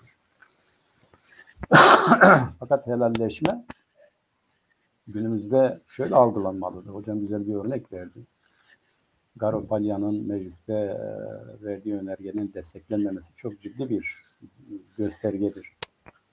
Yani iki tane partinin AKP ve MHP'yi gerekçe göstererek işte biz şimdikiler bunu onaylarsak öyle savunuyorlar kendilerini. Aslında bu onların gerçek düşüncesidir ama eğer biz gider onları yani Garo Palyan'ın önerisine destek verirsek diğerleri bunu bize karşı kullanacak. Bak işte siz gayrimüslimleri destekliyorsunuz gibi. Oysa bir demokratikleşme, yeni bir başlangıç, helalleşme dediğimiz şey siyasal cesaret ve samimiyet işidir. Bu devletin aklının dışına çıkarak, bu devletin aklının dışında hareket ederek yeni bir gelecek vizyonu oluşturmaktır. Herkes için. Bu ülkede yaşayan Müslüm, gayrimüslim, Alevi, Kürt, diğer etnik gruplar kim olursa olsun herkesin kendisi olarak haklarını kullanarak yaşayabileceği bir gelecek vizyonu oluşturmak konusunda hala muhaliflerini ya onlar bunu farklı şekilde kullanır diyen bir siyasal oluşum ne kadar yapabilir? Birincisi bu. Yani bu helalleşmeye tamam yapalım, helalleşelim. Bu helalleşmenin içeriğine onu konuşalım. Bakın burada ne oldu? Daha bu gündeme gelirken işte şimdi bu yeni rejimin ya da AKP gidecek biz geleceğiz diyenlerin tepkisi ne oldu? Şu oldu. Dediler ki eğer bundan Şeyh Said'le helalleşeceksek, eğer bundan Seyit Rıza ile helalleşeceksek biz yokuz dedi. Bundan buraya gidilmez dediler. Bunlar gerici hareketlerdi, bunlar bölücü hareketlerdi, bunlar dinci hareketler. Şimdi zihniyet bu olunca yani bundan helalleşme derken nasıl, neyi konuşacağız? Oysa tam da budur. Yani eğer sen helalleşeceksen, Kılıçdaroğlu gelecekten seslendi. Yani bugünden değil, eğer bir iktidar olursa ki gelecek vizyon itibariyle bunu söyledi. Diyeceksin ki biz bugüne kadar bu 100 yıllık süre içerisinde demokrasi yoktu, onu kabul ediyorsun. Bu demokrasi yokluğunda bir takım insan hakları ihlalleri oldu. Bir takım ne diyorlar? İşte haddini aşan davranışlar oldu, katliamlar oldu, zulüm oldu. Biz bunların hepsinden özür diliyoruz ya da bunlar önümüzdeki yüzyılda olmayacak. Peki bunun güvencesi nedir? İşte bunun güvencesi de bu hakların tanınması olayı. Helalleşme dediğimiz zaman kökleri derinlere giden ve bireyler arasındaki alışverişte hakkını helal ede giden. Ama zamanla da yine hocamın dediği gibi Tayyip'in de hakkınızı helal edin dediği, bandırıldık hakkınızı helal edin dediği kendi camiasına. Ancak böyle algılanabilen, böyle kullanılabilen bir kavramdan toplumsal bir uzlaşma ve iyi bir gelecek, demokratik bir gelecek çıkarmak için gerçek meselelere eğilmek lazım. O meselelerle yüzleşmek lazım. O yüzleşme neticesinde adil bir yaklaşıma çözmek lazım. Tabii bu adil yaklaşım zaten hocamın çalışmasının sonunda dile getirdiği bazı önerileri vardı. Onların üzerine biraz sonra geleceğim ama adil yaklaşım nedir? Senin yanlış dediğin şeye doğru bir çözüm üretmen, doğru bir şekilde yeni bir formül bulman, yeni şekilde izah etmendir ve ona göre bir gelecek vizyonu kurmandır. Fakat sadece bu da değil, yani bir şey daha oldu. Bu 6 tane siyasal parti, yani artık biz iktidarız diye antrenman yapan, işte Meral Akşener'in yok ben Cumhurbaşkanı değil Başbakan olacağım dediği. Hani AKP'yi de çok eleştiriyorlar ya, oraya buraya işte kendi adamların heykellerini dikiyorlar diye. İzmir'de bir parka, bir çocuk parkına abisinin adı verildi, hiç demedi yani neden buraya bunu veriyorsun? Yani hani adalet diyorlar ya da yeni bir vizyon, herkese eşit muamele diyorlar ya. Böyle olmadığını o küçük örnekten gördük. Yani adaletli olan, demokratik bir toplumdan yana, herkese saygılı olan bir zihniyetten, bir anlayıştan ne beklenir? Ya kardeşim buraya ben bu abimin adını niye veriyorsun? Yani ne yaptı benim adım? Nedir, ne değildir? Hangi merci bunu yapıyor? Neden yapıyor? Bu geçmişin tekrarı devamı değil mi? Demeden bunu güzel öptü başına koydu. Ama öbür taraftan da dedi ki hem yeni bir gelecek hem bu hem şu. Öbür taraftan da işte HDP üzerinden Kürtleri düşmanlaştırıcı, ötekileştirici kavramlar, terimler, tabirler, saldırgan tutumlar devam ediyor. İşte bir milletvekili onun yüzünden gitti bir yere çarptı, ne oldu belli değil şimdi. Helak oldu gitti. Yani gerçekten bir de böyle bir yüzü vardır. Şimdi bu 6 parti ne yaptı? Bir araya geldiler. Dediler ki yani şimdiden anlaşalım. Biz işte demokrasi diyoruz, güçlendirilmiş parlamento diyoruz, sorunları çözeceğiz. Kılıçdaroğlu'nun Kürt sorunu vardır, çözüm yeri meclistir, muhatap HDP'dirden sonra bunlar bir araya geldi. Demek ki diğerleri dedi ki sen ne demek istiyorsun kardeşim, gel bunu konuşalım. Oturup konuştular, dediler ki biz demokratikleşmeyi, güçlendirilmiş parlamentoyu anayasanın değiştirilmez 4 temel maddesine dokunmadan yaptı. Bunlar bu kararı aldı, deklare etti. Hani diyorlar ya iyi günlerde olsunlara güzel selamlarını çaktılar. Hiçbir şey değişmeyecek, olduğu gibi devam edecek. Bu sadece bir hükümet değişikliğidir. Bu hükümet değişikliği dışında temel mantaliteden bizim değiştirebileceğimiz hiçbir şey yoktur diyerek beyan ettiler. Şimdi bu anayasanın değiştirilemez ilk 4 maddesine dokunmadan Kürt meselesini onu geç. Yani demokratikleşmeyi nasıl yapacaklar? O da diyor işte herkes Türktür. Yine diyor herkes Kemalisttir. Yani ben Kemalist değilim diyenler nasıl iktidar olacak? Ben Türk değilim diyenler, ben Türkiye coğrafyasında HDP onu söylüyor ama hakkıyla keşke kapsayabilseydi onu. Yani herkesin kendisini mutlu hissedeceği ya da herkesin kendi hakkı ve hukukuyla yaşayabileceği bir demokratik toplum kuracağım diyorsan sen nasıl bu ilk 4 maddeyi değiştirmeden bunu yapacaksın? Yani bu bir sihirbazlık meselesi. Ama biz görüyoruz ki bu aynı zamanda sadece bu geçiş sürecinde gündeme gelen hokkabazlıktır. Fakat hocam da dediği gibi parti olarak onu söylüyoruz. Biz olumlu çözümden yana, barışçıl bir geçişten yana, demokratik bir toplumdan yana olan bütün öneri, görüş, davranış, tutumları destekliyoruz. Bunlara teşvik ediyoruz. Biz onu savunuyoruz. Çünkü şiddetten uzak, şiddete başvurmadan ama herkesin hakkını, hukukunu tanıyacak ya da tanımaya açık bir demokratik barış sürecini, demokratik çözüm sürecini, buna dayalı görüşmeleri esas alıyoruz. Bu çerçevede diyoruz. Bundan bizim parti olarak da önerilerimiz var. Nurullah abi biliyorsun, hocam da belki farkındadır. Biz bir acil talepler Mehmet sesin çok az geliyor mikrofona. Bir de mikrofon çıktı yapıyor. Heh. Şimdi nasıl? İyidir herhalde. Biz bir demokratik acil talepler programı oluşturduk. Esası da budur zaten. Yani birincisi bu şiddeti devreden çıkarmak. Bu şiddetle bu iş olacak gibi değil. İkincisi görüşmelere esas almak. Üçüncüsü hak hukuk temelinde görüşmelere esas almak. Yani tespit edip kimin hakkı hukuku neyse bunun tanındığı bir siyasal rejim. Ancak bu şekilde olabilir. Bunun içinde yüzleşme ya da helalleşme dediğimiz şey nedir? Bugüne kadarki siyasal mücadele içerisinde haksızlığa uğrayan herkesin bir an önce arındırılması, mağduriyetlerin giderilmesidir. Yani içeridekilerin bırakılmasıdır, dışarıdakilerin içeriye gelmesidir, siyasal ve örgütlenme hakkı tanınmasıdır, düşünce ve örgütlenme özgürlüğü sağlanmasıdır, inanç özgürlüğü ve benzeri. Bütün bunların şartsız, şurtsuz, derhal hemen tanınmasıdır. Bu esaslar üzerinden gidilirse biz daha iyi bir gelecek inşa edebiliriz. Helalleşme dediğim bir şey aslında bunun üzerinden gerçekleşecek bir şeydir.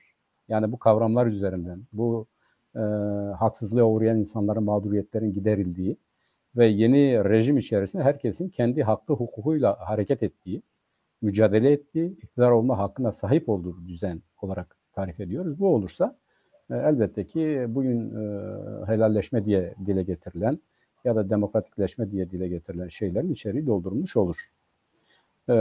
Ben bu konuda Türkiye'de akademi çevresinin yanı sıra bir toplumsal muhalefet itibariyle söylüyorum. Hocam da onu söyledi. Umutsuz olmamak lazım. Bu doğru. Fakat Kürdistan'da olan bitene karşı ya da yerleşik Türk mantalitesinin tezahürü olan tutumlara karşı daha çok Türkiye'den seslerin yükselmesi lazım. Kürdistan'dan yükselen sesler zaten otomatikman şöyle oluyor. Bak işte bunu Kürtler yaptı. Bunlar bölücüdür, siz de bölücüsünüz. Yani bunu böyle değil. Şöyle formüle etmek lazım. Mevcut siyasal rejimin, mevcut politikanın, mevcut siyasetin yürütülmesi halinde zaten Kürtler dışlanıyor. Kürtler kendilerine yeni bir yol aramak zorunda kalacaklar. Her tarafta böyle olmuştur. Yani eğer birlikte yürünecek bir yol inşa edemezseniz herkes kendi yolunu inşa etmenin derdine, arayışına girer. Bunu böyle bilmek lazım. Bu çerçevede hocama da bir soru sormak istiyorum ben Nurullah abi izninle. Acaba bu konuda yeterli bir çaba var mı? Yani Türkiye'den hocam bu tehlikeyi ya da bu gidişatı ya da bu olumsuz durumu görüyor. Buna göre bunu karşılayabilecek, izale edebilecek bir siyasal yaklaşım HDP'de dahil. Yani Garo Palyan diyelim ki orada öyle bir öneri verdi ama acaba komple olarak düşündüğümüz zaman Türkiye'de bütün bu meseleleri tespit edip ve aynı zamanda çözüm üretebilecek bir siyasal parti, yaklaşım, akademiya, aydın kesim vesaire var mı? Yoksa nasıl yapmalı, nasıl etmeli ki biz bize adeta çok fazla bir şey vermeyeceği belli olan bu yeni yaklaşım içerisinde daha ileri düzeyde bir demokratik muhalefet, bir demokratik duruş sergileyebilelim. Bunun için ne yapabiliriz? Yani tabii o kadar bütün bu söylediğiniz alanlara girip çıkmıyorum. Çok iyi bilmiyorum. Ben de aslında eski bir akademisyenim ve tam da o anayasanın değiştirilmesi teklif dahi edilemez. İlk 3 maddesine aykırı bir doktora tezi yazdığım gerekçesiyle doktora ünvanımı önce kaybettim, sonra tekrar aldım falan. Yani o 3 maddenin kesinlikle evet değişmesi gerekiyor. Hatta öyle bir 4. madde olmaması gerekiyor. Şu maddelerin değiştirilmesi teklif dahi edilemez gibi herhangi bir maddenin hiçbir anayasada hiçbir şekilde bulunmaması gerekiyor zaten. Yani bu dediğim gibi yani akademiyayı çok iyi takip ettiğimi söyleyemeyeceğim ya da siyasal partiler, toplumsal taban ama şunu söyleyebilirim. Yani bir görece daha fazla insanın haberdar olduğunu, çalıştığını, genç akademik insanların bu konularda çalışmaya meraklı olduğunu, eskisinden daha fazla ve daha nitelikli sivil toplum kuruluşları olduğunu görüyoruz ve bazı siyasal partilerin evet kendi öz eleştirilerini yani kendilerine dair eleştirilerini de yaptıklarını da biliyoruz ama tabii mesela evet Kürdistan'da birkaç siyasal parti olması gerekiyor en basitinden yani diyelim ki bu sürecin tamamen yani tamamen demiyorum ama daha doğru ilerleyebilmesi için bu bile bir şey bana sorarsanız yani Kürtlerin tek bir partisi değil. Birkaç partisi olması gerekiyor. Çünkü Kürtler tek bir tip insan değiller. Tek bir ne diyeyim bir kitleden ibaret değiller. Çok çeşitli kesimleri var. Şöyle söyleyebilirim. Yani bence bunu yapabilecek hem siyasal partiler hem toplumsal kitle hem dediğim gibi sivil toplum kuruluşları hem de akademisyenler var. Ama bunları örgütleyecek, yani bunları bir araya getirecek ve bütün bu sürecin mimarları haline getirecek bir yapısal ya da kamusal koşul yok. Ve bunun nasıl oluşturulacağını bilmiyorum doğrusu. Ama demin söylediğim gibi herkesin kendi durduğu yerden en azından bir sorumlu olduğu bir yer olduğunu biliyorum. Barış, yani tek bir soru var, yani bu söylediğim barışa mı hizmet ediyor? Bu yaptığım barışa hizmet ediyor mu, etmiyor mu? Çok basit bir şey. Ya da bunu şöyle bir soruyla da taçlandırmak. Bu söylediğimin altını nasıl dolduracağım? Gerçekten barış, yani barış istiyorum demek bana sorarsanız yeterli değil yani. Bu bir klişe. Bu klişenin ötesine nasıl geçeceğiz? Yani söylediğim şey savaşa ya da barışa ne anlamda hizmet ediyor? Çünkü barış istiyorum deyip savaşa hizmet ediyor olabilirim. Gerçekten demin söylediğim gibi, yani Kılıçdaroğlu'nun söylediği gibi, yani helalleşmeden bahsedip helalleşilmeyecek bazı konuları dışarıda bırakmak mümkün mesela. Yani o yüzden bu söylemlerin altını dolduracak eylemlerin neler olduğu ve söylemle bu eylemin tutarlılığı konusunda herkes kendi durduğu yerden, her kesim durduğu yerden bir doğrulama ile buna yola çıkabilir ve demin söylediğiniz gibi, yani işte Kılıçdaroğlu ve onun söylediği şeyde dediğim gibi, yani biz bir başka partiyle, bir başka kesimle işbirliği kuracaksak bunu da onun ortaya attığı, yani işbirliği kurmak istediğimiz kesimin ortaya attığı öneriyi toptan reddetmek yerine o öneride tutup ileri taşıyabileceğimiz şeyin ne olduğunu bularak ilerlemekten bahsediyorum. Öbür türlü bir kutuplaşma ve savaş, yani siyasal partiler arasındaki savaş oluyor. Ama demin söylediğiniz şeye gelirsek tabii, yani bu 6 parti yani bu çok böyle ne diyeyim, bunları düşünerek ya da bunlar üzerinden siyaset yaparak bir yere varılmıyor. Yani bu 6 partinin ne yaptığını, HDP'siz ya da bir Kürt siyasi partisi olmadan içlerinde nereye varabileceklerini az çok biliyoruz. Ve bunu söylemeye devam edeceğiz ama buradan biz tam olarak ne söylemiş olacağız onu bilmiyorum gerçekten. Yani bu aktif, yani reel siyasete nasıl müdahale edebiliriz? Demin söylediğim gibi bunun hazırlığını yapabiliriz. Yani bugün evet, aradığımız o reel siyaset ortamı yok. O partiler bir araya gelemiyorlar. O partiler hareket edemiyorlar. O partiler yeterince cesur davranamıyorlar. Bunun olmasını sağlayacak, bu zemini oluşturacak çabamız bizim ne olabilir? Bundan başka bir şey gelmiyor aklıma. Yani hani bu tespitler evet böyle, bu tespitlerin ötesine nasıl geçebiliriz?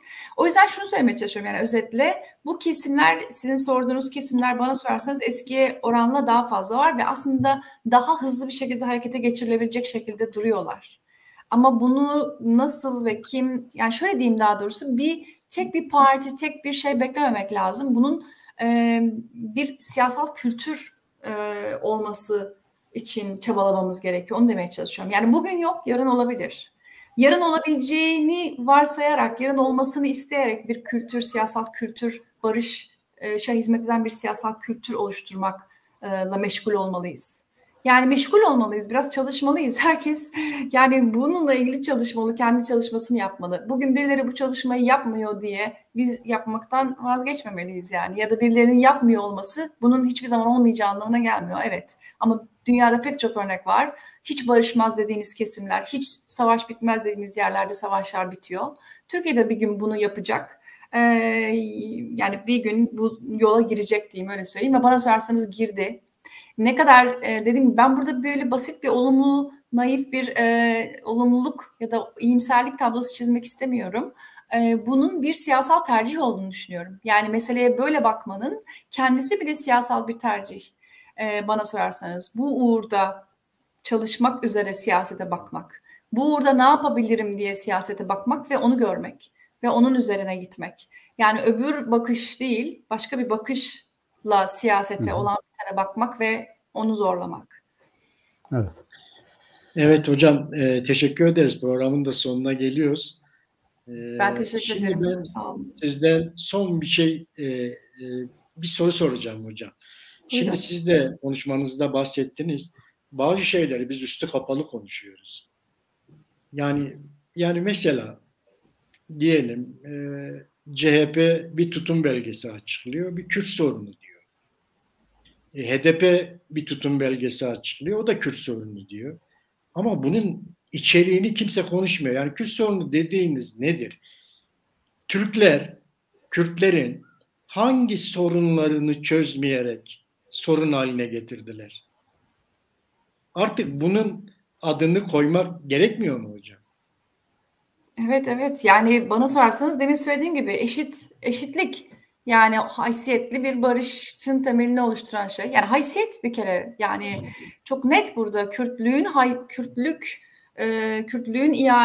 itibarının iade edilmesi. Kürt olmanın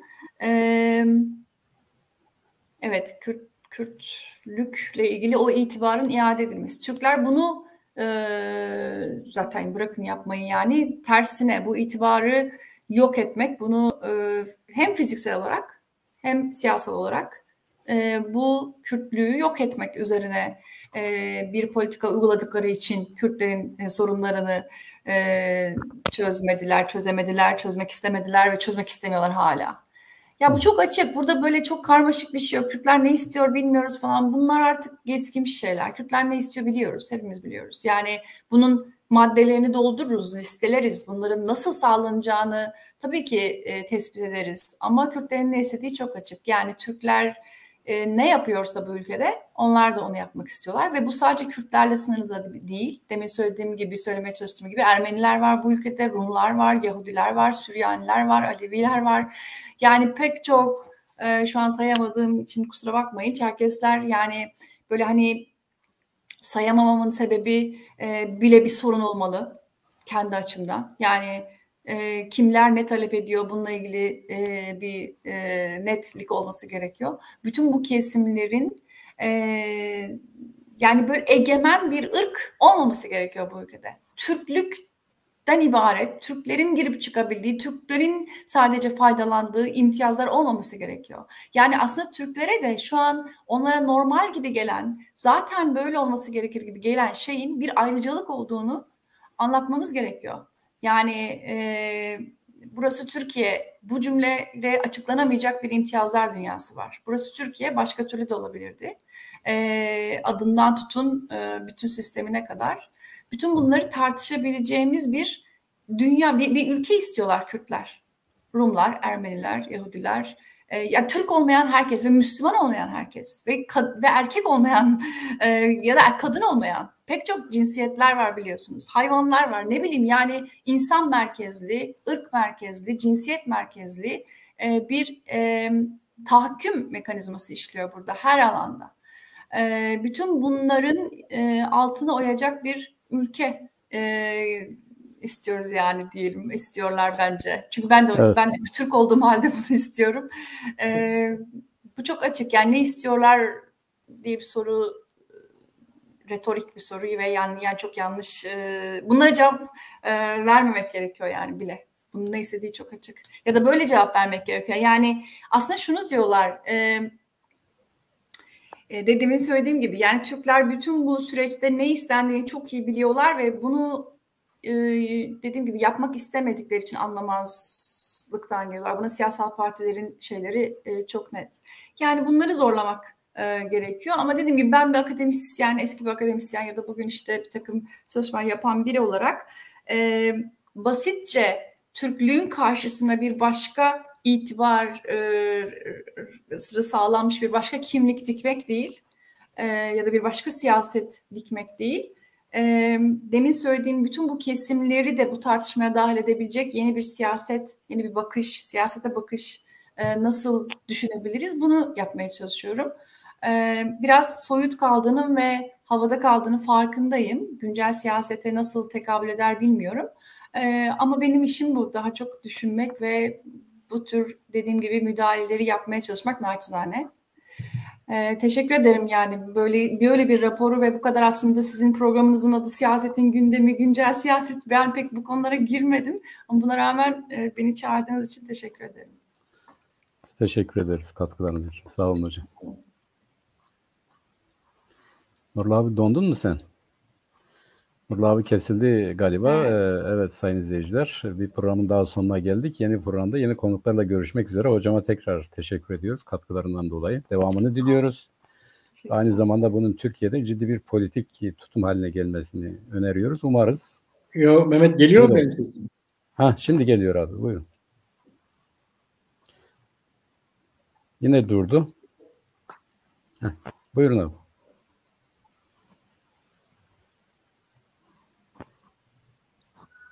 Geliyor mu Mehmet benim sesim? Şimdi geliyor. Hocamı göremiyorum ben ekranda ama bilmiyorum hocam sesimi duyabiliyor mu? Duyuyorum ben sizi, görüyorum da. Nurullah abinin bulunduğu yer itibariyle bağlantısı zayıf. O dışarıdan katıldı programa. Reji artık durumu idare etsin. Bizden bu kadar. Yeniden görüşmek üzere hocam. Kendinize çok iyi bakın. İyi günler, iyi tatiller. Teşekkür ederim. İyi yayınlar size. Hoşça kalın. Sağ olun. Sağ olun.